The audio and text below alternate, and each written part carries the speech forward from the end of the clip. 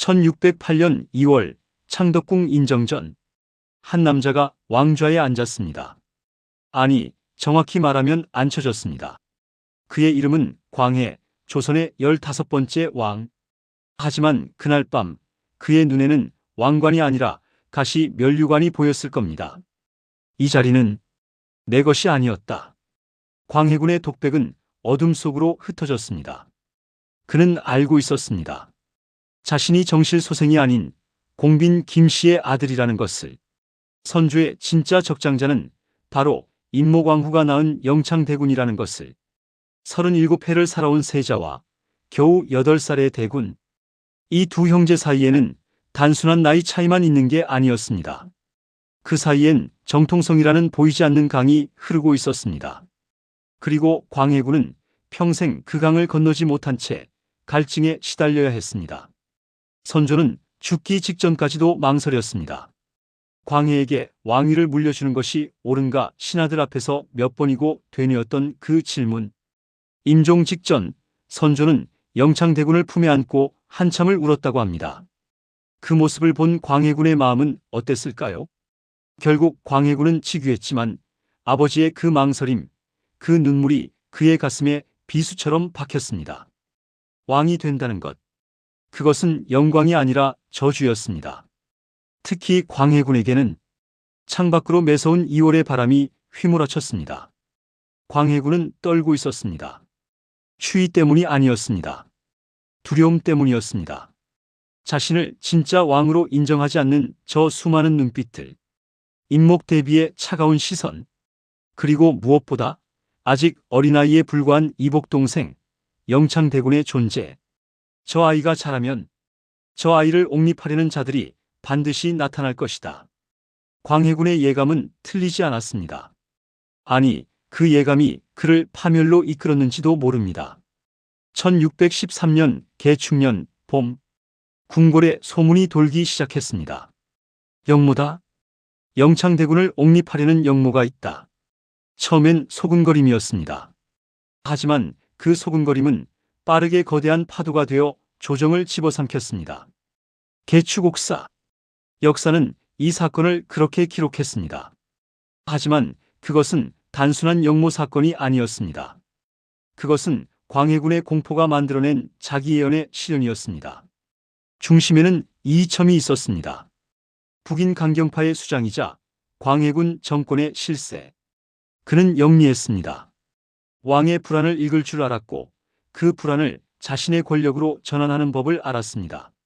사실 그 발단은 칠서의 변이라 불리는 작은 사건이었습니다. 박응서, 서양갑, 심우영을 비롯한 7명의 서자들이 모여 술을 마시며 했던 한탄. 우리는 적자가 아니라는 이유로 평생 천대받는다. 이 불합리한 제도가 바뀌어야 한다. 그저 억울한 신세를 한탄하는 자리였을 뿐입니다. 하지만 이이첨은 이 작은 불씨를 거대한 화염으로 키웠습니다. 전하, 소인이 들으니 박응서 등 서울 출신들이 모여 영창대군을 추대하려 한다는 첩보가 있사옵니다. 그들은 적자인 영창대군이야말로 정통 계승자라며 전하를 서출로 폄하하고 있다 하옵니다. 이이첨의 말 한마디에 궁궐이 얼어붙었습니다. 광해군의 얼굴이 창백해졌습니다. 서출. 그가 가장 듣고 싶지 않은 단어. 그가 평생 짊어져야 했던 굴레. 그 단어가 영모와 결합되는 순간 광해군의 이성은 무너졌습니다. 증거가 있는가? 곧 잡아들여 국문하면 밝혀질 것이옵니다. 증거가 먼저가 아니었습니다. 국문이 먼저였습니다. 고문이 먼저였습니다. 그리고 그 고문 속에서 자백이 만들어졌습니다. 옥사가 시작되었습니다. 박응서가 가장 먼저 끌려왔습니다. 의금부 국청으로. 그는 부인했습니다. 영모 같은 것은 꿈에도 생각한 적 없사옵니다. 다만 서울의 한을 이야기했을 뿐이옵니다. 하지만 그의 말은 통하지 않았습니다. 주리를 틀었습니다. 두 다리 사이에 막대기를 끼우고 비틀었습니다. 뼈가 으스러지는 소리가 들렸습니다. 비명. 그리고 또 비명. 불겠느냐? 영창대군을 추대하려 했다고 불지 못할까? 아니옵니다. 아니옵니다. 박응서는 끝까지 부인했습니다. 그리고 그는 국청에서 죽었습니다. 신문 중 사망 사인은 기록되지 않았습니다. 김재남, 이유직, 서양갑 1명, 2명 끌려갔습니다. 국청에서는 비명이 끊이지 않았습니다. 곤장에 맞아 뼈가 부러지고 주리를 틀어 살이 찢어졌습니다. 그리고 마침내 누군가 입을 열었습니다. 견디다 못해 살고 싶어서 그렇사옵니다. 영창대군을 추대하려 했사옵니다. 그 한마디가 필요했을 뿐입니다. 이이첨에게는 정인홍, 한백겸, 이이첨 이들 북인 강경파는 이 기회를 놓치지 않았습니다. 반대파를 제거하고 왕권을 강화하고 자신들의 권력을 공고히 할 절호의 기회였으니까요. 하지만 그들이 진짜 노린 것은 따로 있었습니다. 영창대군, 겨우 10살의 어린 왕자, 광해군 정권에게 그는 미래의 위협이었습니다. 아니, 그렇게 만들어졌습니다.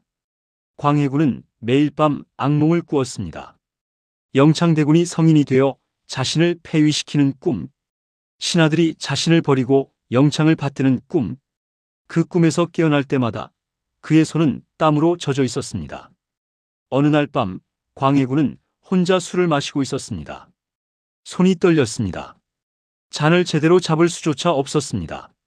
전하, 이이첨이 어둠 속에서 다가왔습니다. 저 아이를 어찌해야 하는가? 광해군의 목소리는 떨렸습니다. 이이첨은 무릎을 꿇고 조용히 말했습니다. 전하, 영창은 화근이옵니다. 영모의 중심에 있었으니 마땅히 처벌받아야 하옵니다. 그러나 그는 아직 어린아이가 아니옵니다. 적장자옵니다. 전하를 위협하는 적장자. 살아있는 한 전하의 왕위는 안전하지 못하옵니다. 광해군은 대답하지 않았습니다. 하지만 막지도 않았습니다. 그것이 답이었습니다. 1614년 2월 영창대군에게 위리안치가 결정되었습니다.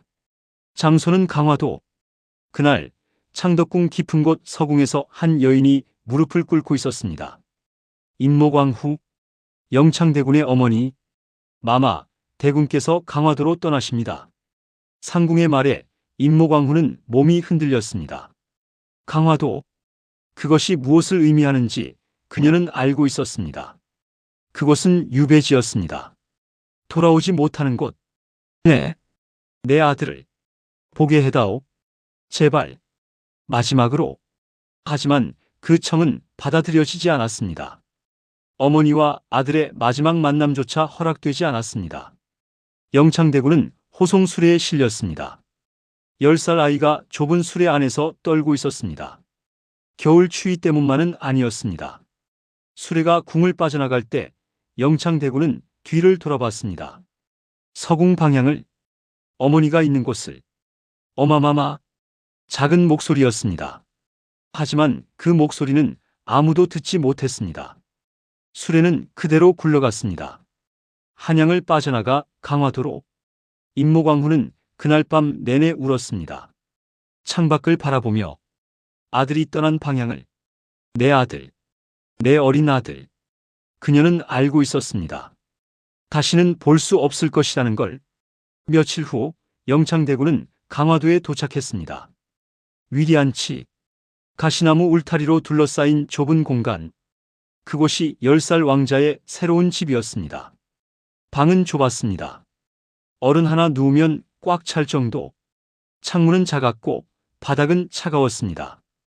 2월의 강화도는 혹독했습니다. 바닷바람이 벽 틈새로 파고들었습니다. 영창대군은 혼자였습니다. 시중을 드는 사람도 말동무도 없었습니다. 다만 감시하는 병사들만이 밖에서 교대로 서 있었을 뿐. 밤이 되면 아이는 떨었습니다. 추위에, 외로움에, 두려움에. 형님, 제가 무슨 잘못을 했습니까? 하지만 대답은 없었습니다.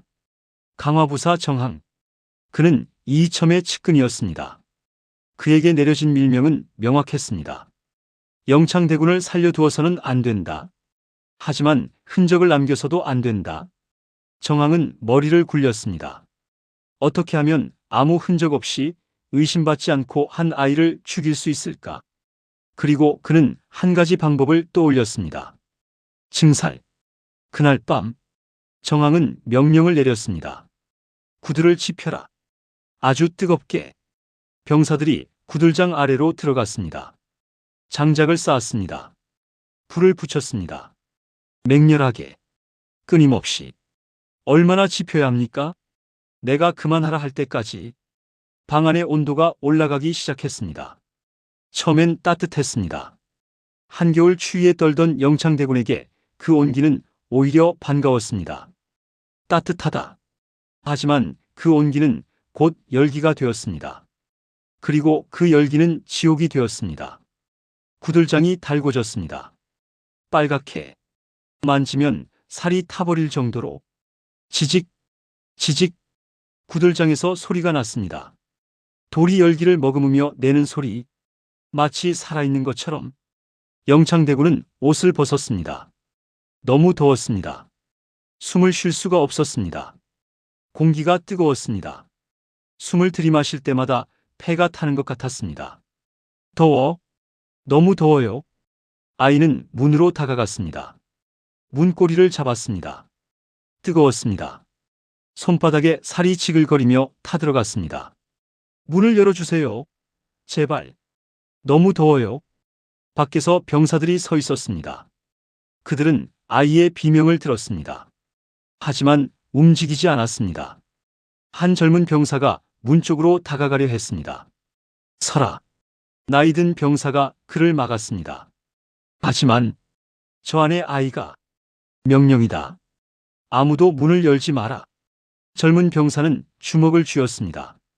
하지만 할 수 있는 게 없었습니다. 안에서 영창대군은 구들장 위를 뛰어다녔습니다. 발바닥이 타들어갔습니다. 어디에서도 뜨거웠습니다. 어디에도 피할 곳이 없었습니다. 살려주세요. 살려주세요. 목소리가 점점 약해졌습니다. 목이 쉬었습니다. 더 이상 소리를 낼 수 없었습니다. 입술이 갈라졌습니다. 피부가 붉게 변했습니다. 1시간이 지났습니다. 2시간이 지났습니다. 비명이 점점 작아졌습니다. 그리고 어느 순간 멈췄습니다. 밖에서 병사들은 귀를 기울였습니다. 아무 소리도 들리지 않았습니다. 들어가 보십시오. 새벽이 되었습니다. 더 이상 소리가 들리지 않았습니다. 정왕이 직접 문을 열었습니다. 뜨거운 열기가 쏟아져 나왔습니다. 정왕은 손으로 얼굴을 가렸습니다. 방 안. 거기에는 작은 몸 하나가 구들장 위에 쓰러져 있었습니다. 피부는 빨갛게 익어 있었습니다. 입은 벌어져 있었습니다. 마지막까지 숨을 헐떡였던 흔적. 하지만 외부 상처는 없었습니다. 칼에 베이지도 매에 맞지도 않았습니다. 그저 열기에 익어 죽었을 뿐.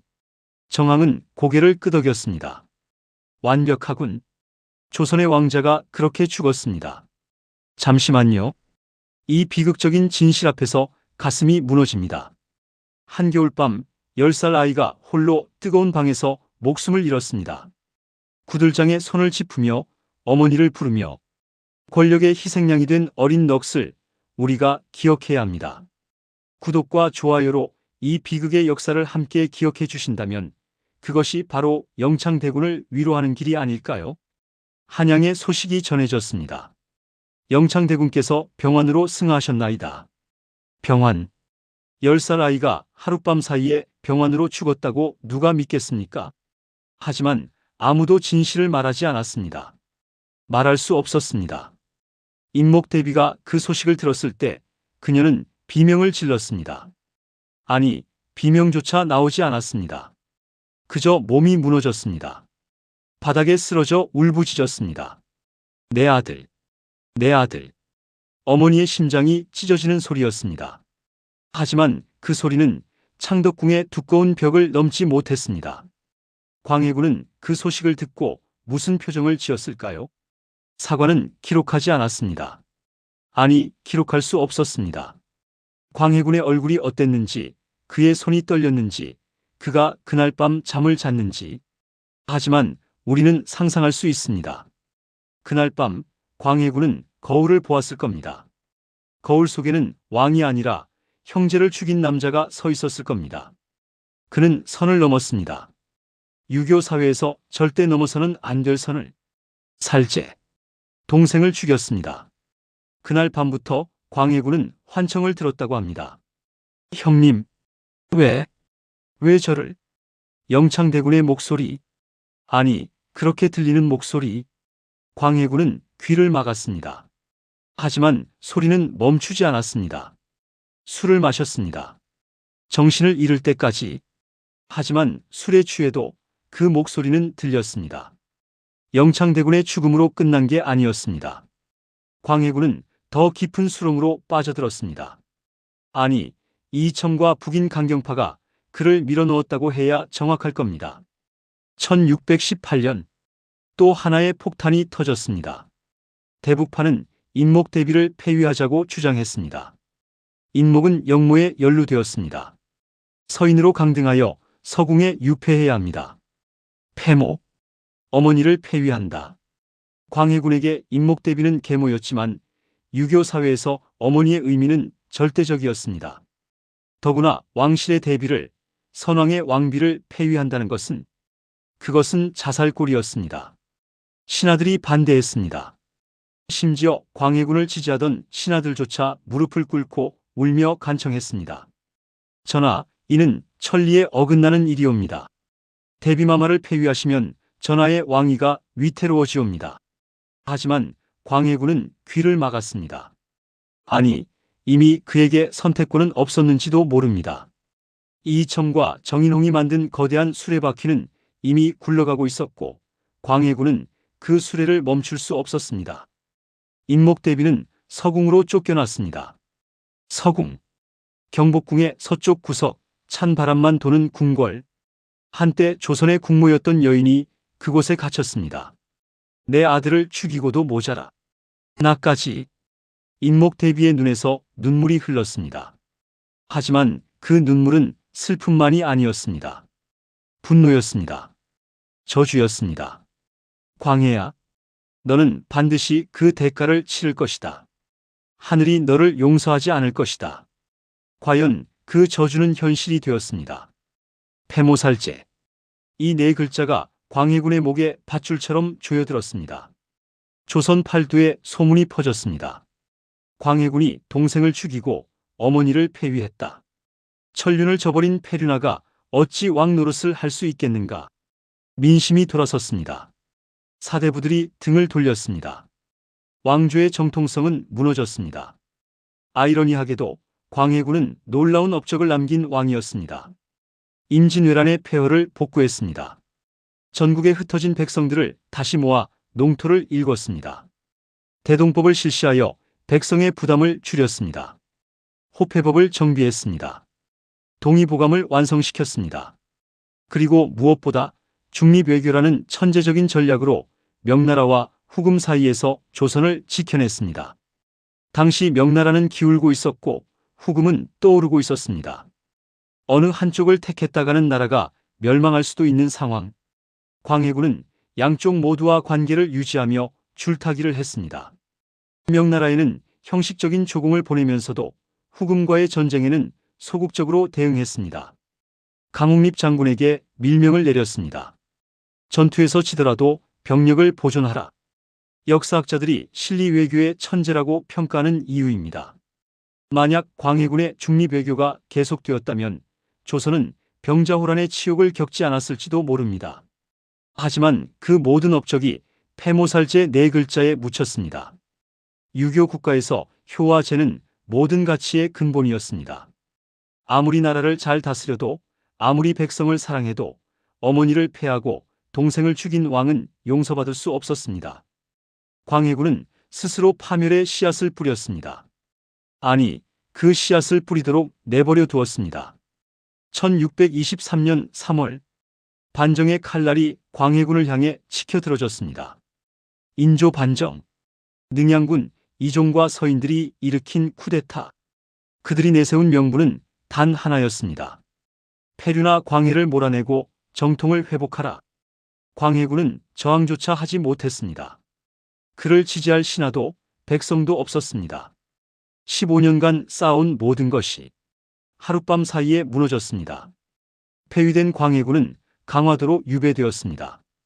아이러니하게도 영창대군이 죽은 바로 그곳으로 그는 강화도에 도착했을 때 그 방을 보았습니다.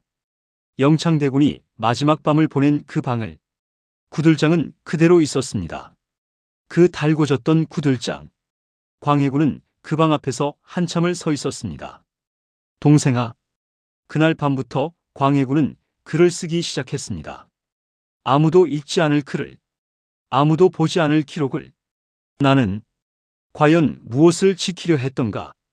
왕위를 지키려다 왕의 도리를 잃었다. 목숨을 지키려다 사람의 도리를 잃었다.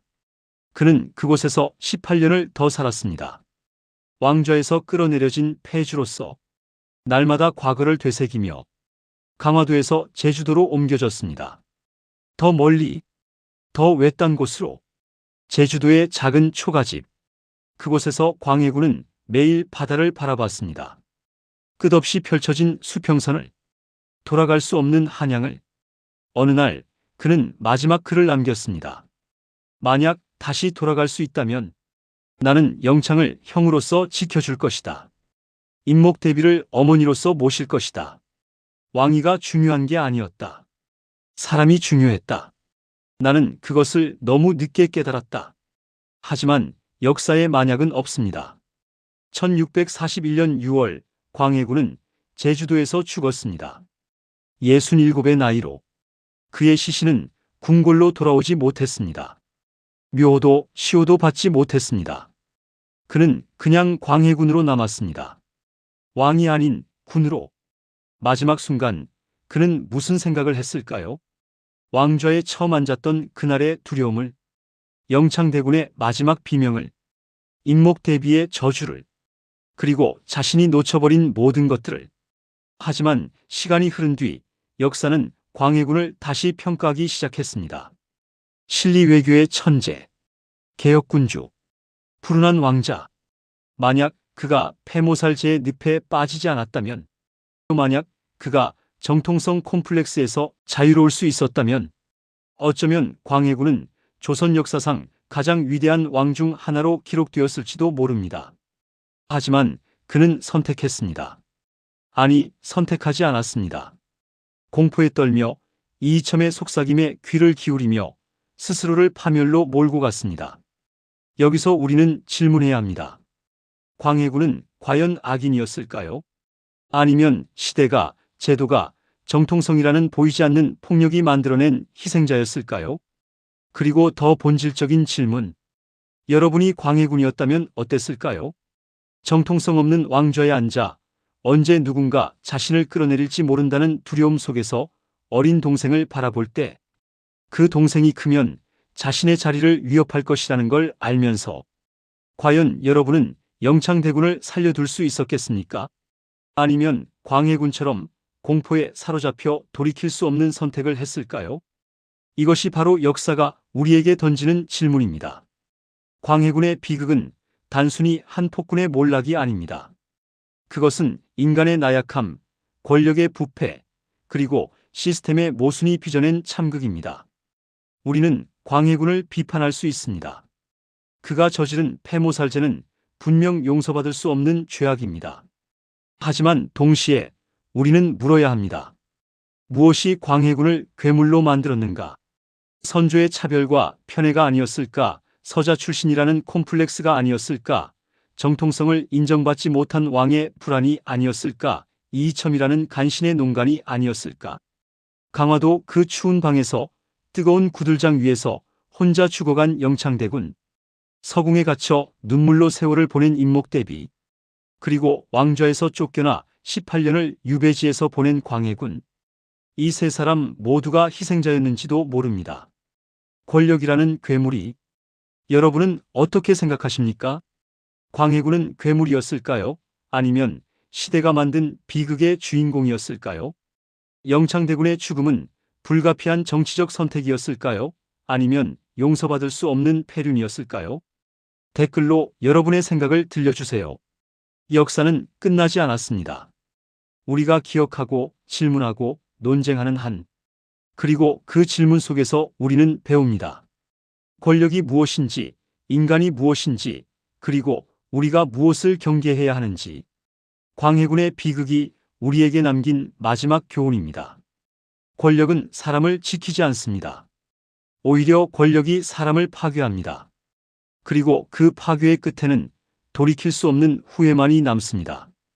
구독과 좋아요, 알림 설정으로 궁중비사 인생극장과 함께 해주세요. 역사를 기억하는 것, 그것이 우리가 같은 실수를 반복하지 않는 유일한 방법입니다. 감사합니다.